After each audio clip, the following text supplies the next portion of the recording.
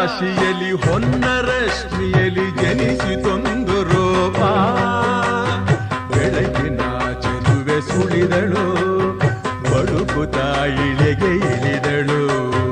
ಉಷಯ ರಂಗಿನಲ್ಲಿ ತೃಷಯ ನೋಟದಲ್ಲಿ ಕವಿಯ ಬಳಿಗೆ ಬಂದು ಪ್ರೇಮದ ನಯನ ತೆರೆದಳು, ಕಾವ್ಯದ ಒಳಗೆ ಕುಳಿತಳು.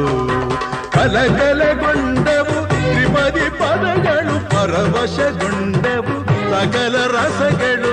ഇരുಳು ಸರಿದು ಬೆಳಕು ಹರಿದು ಕನಸು ಮುಗಿದು ಮನಸ್ಸು ಚಿಗಿದು ಸರಿಗಮಪ ಪದನಿಸ ಸಂಚಾರದಲ್ಲಿ ಮೇಘ ಬಂತು ಮೇಘ, ಮೇಘ ಬಂತು ಮೇಘ, ಮೇಘ ಕಾವ್ಯದ ಮೇಘ, ಕನ್ಯಾಕವನ ಮೇಘ.